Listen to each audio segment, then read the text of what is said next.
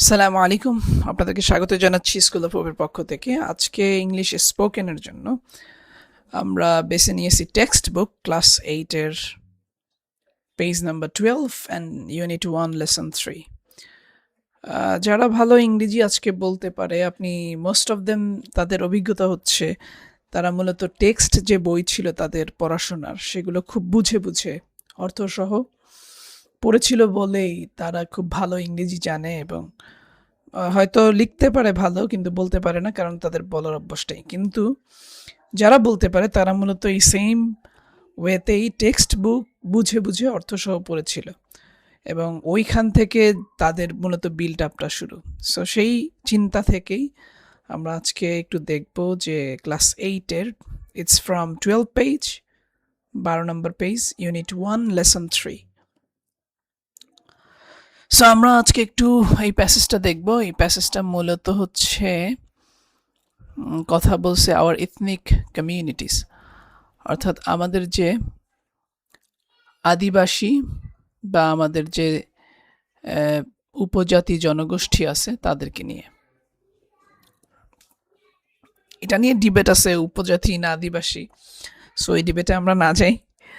So আমরা চলেন শুরু করা যাক। সো প্রথম line, Bangladesh is home to more than 50 small ethnic groups, including the Chakma, Marma, and Tripura. অর্থাৎ বাংলাদেশ হচ্ছে বাড়ি, বাংলাদেশ ইজ হোম, বাংলাদেশ হচ্ছে বাড়ি, to more than 50 small ethnic groups. To more than মানে হচ্ছে বেশি, 50 স্মল ইথনিক গ্রুপস, 50-এরও অধিক ছোট ছোট উপজাতি যে গোষ্ঠীগুলো আছে তার বেশি বাংলাদেশে হচ্ছে তাদের বাড়ি, ইনক্লুডিং চাকমা, মারমা অ্যান্ড ত্রিপুরা, যাদের মধ্যে রয়েছে চাকমা, মারমা এবং ত্রিপুরা। অর্থাৎ চাকমা, মারমা এবং ত্রিপুরা সহ বাংলাদেশে 50-এরও অধিক ছোট ছোট গোষ্ঠী যাদের বাড়ি হচ্ছে এই বাংলাদেশে। ওকে, so while most of them live in northern and southern flatlands, others reside in the Chittagong hill tracts. While মানে হচ্ছে যখন, most of them তাদের অধিকাংশ, live অর্থাৎ বাস করে, in the northern অর্থাৎ নর্দার্ন মানে হচ্ছে উত্তর, উত্তর দিকে, নর্দার্ন, অ্যান্ড সাউথ ইস্টার্ন এবং দক্ষিণ, সাউথ মানে হচ্ছে দক্ষিণ, ইস্টার্ন মানে হচ্ছে পূর্ব, অর্থাৎ দক্ষিণ পূর্ব ফ্ল্যাটল্যান্ডস, অর্থাৎ সমতল যে ভূমি, সেখানে বাস করে। While most of them live in Northern, যখন তাদের অধিকাংশ বাস করে উত্তরাঞ্চলে, অ্যান্ড সাউথ ইস্টার্ন এবং দক্ষিণ পূর্বাঞ্চলে, পূর্বাঞ্চলের যে বিস্তীর্ণ ভূমি অর্থাৎ ফ্ল্যাটল্যান্ড, বিস্তীর্ণ ভূমি অর্থাৎ যেই জায়গাটা সমতল, সমান, উঁচু নিচু না। আদার্স, তখন আদার্স অন্যরা, রিসাইড মানেও হচ্ছে বাস করা। ওকে, লিভ মানেও যেমন বাস করা, আবার রিসাইড মানেও কি বাস করা। ইন চিটাগাং হিল ট্রাক্টস, অর্থাৎ তারা হচ্ছে চিটাগাং হিল ট্রাক্টসে, চিটাগাংয়ের যে পাহাড়ি অঞ্চল আছে সেই অঞ্চলে বাস করে অন্যরা। সো আমরা এখানে দেখলাম while most of them live in northern and southeastern flatlands, যখন তাদের অধিকাংশ বাস করে পূর্বাঞ্চল, নর্দার্ন উত্তরাঞ্চল এবং দক্ষিণ পূর্বাঞ্চলের বিস্তীর্ণ ভূমিতে, আদার্স অন্যরা, রিসাইড বাস করে ইন চিটাগাং হিল ট্রাক্ট অর্থাৎ চট্টগ্রামের পাহাড় অঞ্চলে বসবাস করে। ইচ গ্রুপস, প্রত্যেকটা গ্রুপ, হ্যাজ আছে, প্রত্যেকটা গ্রুপেরই আছে, কি আছে,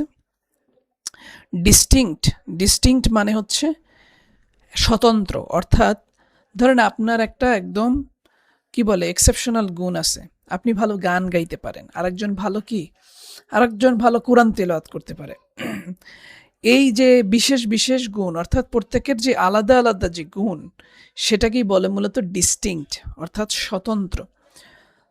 সো এখানে বলছে যে ইচ গ্রুপ, প্রত্যেকটা গ্রুপ, হ্যাজ আছে, ইটস ডিস্টিংক্ট, এটা স্বতন্ত্র লাইফস্টাইল, অর্থাৎ তাদের যে জীবন ব্যবস্থা অথবা চলাফেরা, ইকোনমিক প্র্যাকটিস এবং তারা কিভাবে কাজ করে অর্থাৎ জীবিকা নির্বাহ করে। কেউ হয়তো বা মাছ বিক্রি করে চলে, কেউ হয়তো বা ভ্যান চালিয়ে চলে, কেউ হয়তো বা কাঠ সংগ্রহ করে চলে, মানে এরকম economic practice and belief system, এবং তাদের আছে ভিন্ন ভিন্ন কি বিশ্বাস। অনেক উপজাতি সম্প্রদায়, তারা খ্রিস্টান, নাকি হিন্দু, এবং বাংলাদেশে পাঙ্গন নামে উপজাতি আছে, মণিপুরি, তাদের মধ্যে আবার মুসলিম আছে। সো তাদের ধর্ম বিশ্বাস বা বিশ্বাস হচ্ছে ডিফারেন্ট। তো এখানে কি বলছে, আবার যদি আমরা পড়ি, each group has its distinct lifestyle, তাদের প্রত্যেকেরই রয়েছে আলাদা আলাদা জীবনাচরণ, ইকোনমিক প্র্যাকটিস এবং অর্থনৈতিক চালচলন অ্যান্ড বিলিফ সিস্টেম, এবং তাদের বিশ্বাসের পদ্ধতি আলাদা আলাদা। মোরওভার, তথাপিও দেশ কমিউনিটিস, দেশ মানে হচ্ছে এই, কমিউনিটিস এই জাতি, এই হচ্ছে কমিউনিটিগুলো, অর্থাৎ এই যে গোষ্ঠীগুলো, স্পিক অর্থাৎ কথা বলে অ্যাটলিস্ট 35 ডিস্টিং ল্যাঙ্গুয়েজ, কমপক্ষে 35-এরও বেশি আলাদা আলাদা ভাষায়। ডিস্টিংক্ট আপনি আলাদাও বলতে পারেন, এর অর্থ কমপক্ষে 35টি আলাদা আলাদা ভাষায় কথা বলে। Adding to the countries cultural richness, এবং এই যে ধরেন অ্যাডিং মানে হচ্ছে অন্তর্ভুক্ত করে, টু দ্য কান্ট্রিজ আমাদের দেশের, অর্থাৎ একটা দেশের কালচারাল রিচনেস অর্থাৎ সাংস্কৃতিক যে উন্নতি বা সাংস্কৃতিক যে একটা উচ্চ মার্গীয় অবস্থা, সেটা বোঝায় আর কি। কালচারাল ধনী, সাংস্কৃতিকভাবে তাদের কি রিচনেস, তারা উন্নত। মানে ধরেন কোরআনেও আছে যে আল্লাহ তাআলা অসংখ্য গোষ্ঠী মানব জাতির সৃষ্টি করেছেন, অসংখ্য ভাষা সৃষ্টি করেছেন, যাতে মানুষ একে অপরকে চিনতে পারে, কথা বলতে পারে, অর্থাৎ বিভিন্ন গ্রুপ। এটাই সৌন্দর্য আসলে পৃথিবীর। সো আপনাদের এখানে যত বেশি থাকবে ততই কি এই সৌন্দর্যটা বেশি, বিভিন্ন ধর্ম, বিভিন্ন ভাষা। তো এর দ্বারা একটা এলাকার যে রিচনেস, অর্থাৎ কালচারালি খুবই ডিফারেন্ট, কালচারালি ভাইব্রেন্ট, এটা বোঝায়। ওকে, তারপরের সেন্টেন্সে চলে যাই, সেটা হচ্ছে হাউএভার, তথাপিও, মেনি অফ দিস ল্যাঙ্গুয়েজেস, এই যে 35টারও বেশি ভাষা, মেনি অফ দিস ল্যাঙ্গুয়েজ, এর বেশি অনেক ভাষা আর নাও এন্ডেঞ্জার, এখন বিপদে পড়ে গেছে। এন্ডেঞ্জার মানে হচ্ছে বিপদে পড়া, অর্থাৎ তাদের জন্য এই ভাষাগুলো এখন বিপদে পড়েছে। ভাষা কীভাবে বিপদে পড়েছে? অউইং টু ভ্যারাইটি অফ রিজন, মানে বিভিন্ন কারণে, অউইং টু ভ্যারাইটি অফ রিজন অর্থাৎ অনেকগুলো কারণে, ইনক্লুডিং আরবানাইজেশন, যেমন আরবানাইজেশনের প্রভাবে, অর্থাৎ নগরায়ন, মানে এখন আর সেই গ্রাম থাকতেছে না, এখন সব কিছু শহর কেন্দ্রিক হয়ে যাচ্ছে। মডার্নাইজেশন, আধুনিক হয়ে যাচ্ছে, মানুষ নিজের যেই স্বতন্ত্র ভাষা ভুলে গিয়ে এখন সবাইকে একটু পশ অন্যরকম ভাষা শিখতেছে। অ্যান্ড মাইগ্রেশন, এখন আরেকটা জিনিস ঘটতেছে যে সবাই এখন একটা স্বাচ্ছন্দ্যের লাইফ চায়। সো যারা এই বিভিন্ন উপজাতিরা বিভিন্ন জায়গায় বসবাস করতে, এখন আর ওই যে ওই লাইফটা এখন আর তারা পছন্দ না করে মাইগ্রেশন করে। মাইগ্রেশন মানে কি? মাইগ্রেশন মানে হচ্ছে এক স্থান থেকে অন্য স্থানে চলে যাওয়া, অভিবাসন বলে এটাকে বাংলায়। তো এই যে বিভিন্ন জায়গায় চলে যাওয়ার ফলে তাদের এই যে কালচার এবং ভাষাটা ছিল, এটা আস্তে আস্তে কি শেষ হয়ে যাচ্ছে, মানে ডেঞ্জার, অর্থাৎ বিপদে পড়ছে, মানে হচ্ছে এটা হ্রাস পেয়ে যাচ্ছে। সো আমরা যদি পুরোটা পড়ি, however many of this languages, তথাপিও এই অনেক ভাষা আর নাও ইন ডেঞ্জার, ক্ষতির সম্মুখীন হচ্ছে, owing to a variety of reason, বিভিন্ন কারণে। রিজন মানে হচ্ছে কারণ। ইনক্লুডিং আরবানাইজেশন, ইনক্লুডিং মানে ইনক্লুডিং যার মধ্যে, আরবানাইজেশন যার মধ্যে, কারণ হচ্ছে কি আরবানাইজেশন শহরায়ন বা নগরায়ন, ইন মডার্নাইজেশন আধুনিকীকরণ, ইন মাইগ্রেশন এবং অভিবাসন।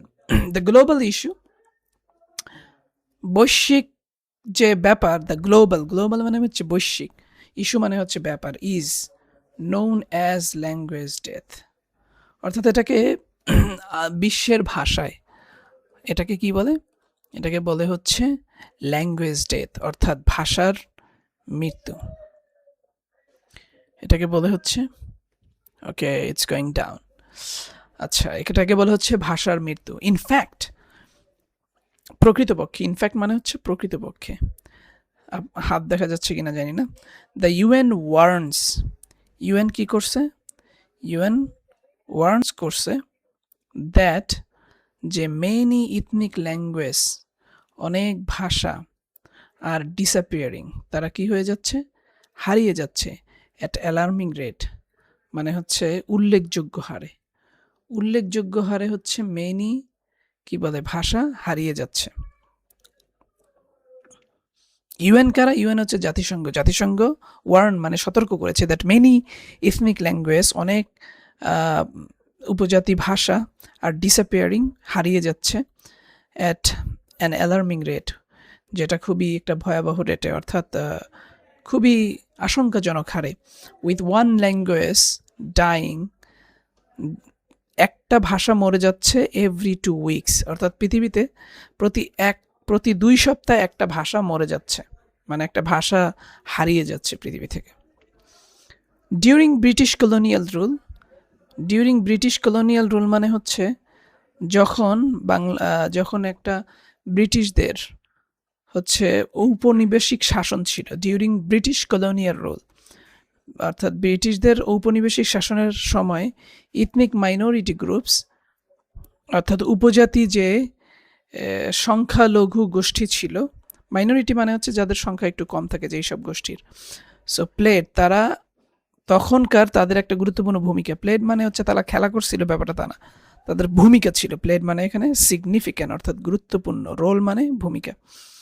তো তাদের গুরুত্বপূর্ণ ভূমিকা ছিল ইন রেজিস্টিং, রেজিস্টিং মানে হচ্ছে প্রতিরোধ করা, অপারেশন, অর্থাৎ যখন ব্রিটিশরা অনেক ধরনের বাংলাদেশে অত্যাচার করেছে, বাংলাদেশ সহ এই উপমহাদেশে, পুরো ভারতীয় উপমহাদেশে অত্যাচার করেছে, তখন তারাও কি, তাদেরও অবদান ছিল যে তাদের বিরুদ্ধে আন্দোলন করে তোলার জন্য। সো কি বলছে, during British colonial rule, British British শাসনামলে ইথনিক মাইনরিটি গ্রুপস, অর্থাৎ উপজাতির মাইনরিটি গ্রুপস, সংখ্যালঘু গোষ্ঠী, প্লেড, তারা ভূমিকা পালন করেছিল, প্লেড সিগনিফিক্যান্ট রোল, গুরুত্বপূর্ণ ভূমিকা পালন করে ইন রেজিস্টিং অপারেশন, অর্থাৎ অত্যাচার প্রতিরোধে। লিডার্স লাইক সিধু, যেমন লিডারদের মধ্যে কে ছিল, Sidhu and Kanhu led uprising, যারা অভ্যুত্থান, যেমন এই যে জুলাইয়ের গণ অভ্যুত্থান হলো, এরকম অভ্যুত্থান তারা শুরু করেছিল। Such as the Santhal rebellion, Santhal বিদ্রোহ নামে একটা বিদ্রোহ হয়েছিল, সেইটা কারা পরিচালনা করেছে, Sidhu and Kanu.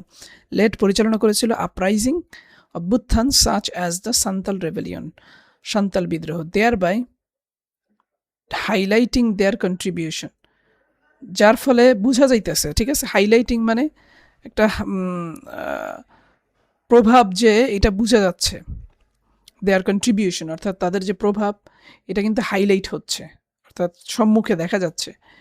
To the anti colonial struggle, তারাও যে এই যে ঔপনিবেশিক যে শাসন এর বিরোধিতা করেছিল, সেই যে তাদের স্ট্রাগল, তাদের যে সংগ্রাম, সেটা দেখা যাচ্ছে। হাউএভার, তথাপিও, ডেসপাইট দিস লেগাসি, তাদের এই যে এরকম অবদান থাকা সত্ত্বেও, ইথনিক মাইনরিটিস, অর্থাৎ যারা এরকম উপজাতি মাইনরিটি গোষ্ঠী আছে, কমিউনিটি গোষ্ঠী আছে, সংখ্যালঘু গোষ্ঠী আছে ইন বাংলাদেশে টুডে ফেস চ্যালেঞ্জেস, তারা আজকে বাংলাদেশে চ্যালেঞ্জ ফেস করছে। কী রকম চ্যালেঞ্জ ফেস করছে? ইন প্রিজার্ভিং দেয়ার ল্যাঙ্গুয়েজ, অর্থাৎ তাদের যে ভাষা এটাকে টিকিয়ে রাখা। এখন কেন ফেস করছে? কারণ ওই যে উপরে কয়েকটা কারণ, যে শহরায়ন এবং আধুনিকীকরণ, মাইগ্রেশন। আপনি আপনার এলাকায় একটা ভাষা খেয়াল করলে দেখবেন যে আগে মানুষ 20 বছর আগে যেইভাবে কথা বলতো, অথবা 10 বছর আগে, 5 বছর আগে, এখন কিন্তু মানুষের ভাষা প্রতিনিয়ত চেঞ্জ হচ্ছে। তারা সেই আগের গাঁও গ্রামের ভাষা ব্যবহার করতেছে না, তারা একটু মডার্ন হয়ে ওঠার চেষ্টা করতেছে। সো এরকম ব্যাপারটা তাদের মধ্যেও করতেছে, যার ফলে তাদের যে ভাষা এটা অনেক বেশি কমে যাচ্ছে, তাদের অনেক মানুষ শহরে চলে আসছে। ওকে, অ্যান্ড কালচারাল এবং সাংস্কৃতিক। ওকে, নেক্সট পেজে আমরা যাই। কালচারাল হেরিটেজ, হেরিটেজ মানে হচ্ছে ঐতিহ্য। ওকে, একটু বড় করে নেই। সো ইয়া, হেরিটেজ, হেরিটেজ মানে হচ্ছে কি, ঐতিহ্য। Although the government is providing continuous effort, although মানে হচ্ছে যদিও, the government, Sarkar, is providing দিয়ে যাচ্ছে, কন্টিনিউয়াস প্রতিনিয়ত, এফোর্ট অর্থাৎ প্রতিনিয়ত সাহায্য সহযোগিতা দিয়ে যাচ্ছে, টু ইনক্লুড যার ফলে যুক্ত হয় ইথনিক পিপলস ল্যাঙ্গুয়েজ, যাতে এই যে জনগোষ্ঠী আছে, উপজাতি জনগোষ্ঠীর যে ভাষা, in primary and pre primary and primary education, তাদেরকে কিন্তু তাদের ভাষায় শিক্ষা দেওয়া হচ্ছে প্রাইমারি এডুকেশন, প্রাইমারি শিক্ষা। দিস এফোর্ট, প্রি প্রাইমারি মানে প্রাইমারির আগে, প্রাক প্রাইমারি, অর্থাৎ যেটাকে আমরা শিশু শ্রেণী বলি, প্রাইমারি এডুকেশন এবং প্রাইমারি দেশ এফোর্টস, এই যে তাদের যে এরকম সহযোগিতা, আর ফেসিং হার্ডল, দেখা যাচ্ছে যে বাধার সম্মুখীন হয়েছে, like shortage of train teacher. দেখা যাচ্ছে তাদের যে শেখানোর জন্য যে পরিমাণে টিচার দরকার সেইটার শর্টেজ মানে হচ্ছে কমতি দেখা যাচ্ছে। অ্যান্ড অ্যাডিকুয়েট রিসোর্সেস, অ্যাডিকুয়েট মানে হচ্ছে ওই শর্টেজ এবং অ্যাডিকুয়েট সেম, শর্টেজ মানেও কমে যাচ্ছে, শর্ট পড়ে যাচ্ছে আমরা যেটা বাংলাতে বলি, অ্যাডিকুয়েট মানেও কি কম পড়ছে, রিসোর্স অর্থাৎ যে রিসোর্স মানে হচ্ছে উৎস, অর্থাৎ যেই ধরনের ফ্যাসিলিটি দেওয়া সেইটারও কমতি আছে। ফর হায়ার এডুকেশন, ফর উচ্চশিক্ষার জন্য ইন দিস ল্যাঙ্গুয়েজ, অর্থাৎ এই ল্যাঙ্গুয়েজের মানুষ অনেক কম হওয়াতে এই ল্যাঙ্গুয়েজেই তাদেরকে আবার শিক্ষা দেওয়া এটা আসলে খুব ডিফিকাল্ট হয়ে যাচ্ছে। ফার্দারমোর, তথাপিও, due to the construction of Kaptai dam, Kaptai dam একটা কনস্ট্রাকশন অর্থাৎ গঠিত হয়েছে ইন 1957, 1957 সালে। দ্য পিপল লিভিং, যারা বাস করছে যেসব মানুষ, এট দ্য সারাউন্ডিংস, এর আশেপাশে এরিয়া, ওয়ার রিলোকেটেড, তারা কি ওখান থেকে তাদেরকে সরানো হয়েছে, to areas far from their homes, অন্য একটা জায়গায়, অন্য বাসা বাড়িতে, ঠিক আছে। ফার্দারমোর মানে হচ্ছে তথাপিও, due to the construction of Kaptai dam, Kaptai ড্যামের আর কনস্ট্রাকশন অর্থাৎ এটা নির্মিত হওয়ার ফলে ইন 1957, 1957 সালে, the people leaving at surrounding, মানে ওর আশেপাশে যারা বসবাস করে, ওয়ার রিলোকেটেড মানে হচ্ছে তাদেরকে সরানো হয়েছে, টু এরিয়াস, এখানে যেহেতু ড্যাম হয়েছে অর্থাৎ বাঁধ দেওয়া হয়েছে অন্য এলাকায়, ফার ফ্রম, অনেক দূরে, দেয়ার হোমস, তাদের বাসা থেকে অনেক দূরে, অ্যান্ড এবং ফার্মল্যান্ড, এবং তাদের যে জায় জমি ছিল ওটা থেকে অনেক দূরে তাদেরকে অন্য এক জায়গায় স্থানান্তরিত করা হয়েছে, জমি দেওয়া হয়েছে। ইট কনসিকুয়েন্টলি, যার ফলে, had a fur reaching impact, এই মানুষ যখন এক জায়গা থেকে আরেক জায়গায় যায় তখন দেখবেন যে তার ভাষা টাষা সব কিছুই চেঞ্জ হয়ে যায়, তার আচার আচরণ, তারা এক জায়গায় যেরকম সবাই আত্মীয় স্বজন একসাথে থাকে, তো তারা যখন এরকম অন্য জায়গায় চলে যেতে হয় তখন কিন্তু তাদের অনেক কিছুই চেঞ্জ হয়ে যায়। সো এটাই বলছে, হ্যাড ফার রিচিং ইম্প্যাক্ট, অনেক বড় এক ধরনের প্রভাব ছিল অন দেয়ার লাইফ, তাদের জীবনে, অ্যান্ড লাইভলিহুড, এবং তাদের যে জীবিকা নির্বাহতে। সো তারা এই যে কাপ্তাই ড্যামের কারণে তাদেরকে সরানো হয়েছে এবং তার ফলে তাদের জীবনেও অনেক বড় প্রভাব পড়েছে, এবং তাদের যে জীবনাচরণ, তাদের যে জীবিকা নির্বাহ, অর্থাৎ তারা হয়তো বা এক সময় হয়তো বা অন্য এক ধরনের কাজ করতো, এরপরে অন্য জায়গায় সরানোর ফলে তারা অন্য এক ধরনের কাজ করতে হয়েছে। সো আজকের মতো এতটুকুই, এটা ছিল ক্লাস 8-এর বই থেকে। সো আমরা যদি এরকম ভেঙে ভেঙে ইংরেজি পড়তে পারি তাহলে দেখা যাবে যে আমাদের ইংরেজি অনেক বেশি ইমপ্রুভ হবে। আর যারা ক্লাস 8-এ আছে তারা যদি এই ভিডিও দেখে তাহলে হচ্ছে তাদেরও বইয়ের যে রিডিং অর্থাৎ কোশ্চেন সলভ হয়ে যাবে। So let's see if someone from like, যদি ক্লাস 8-এর কেউ দেখে থাকে তাহলে হয়তো যদি সে উৎসাহ পায় আমি হয়তো বা কোশ্চেন সলভের দিকেও যেতে পারি।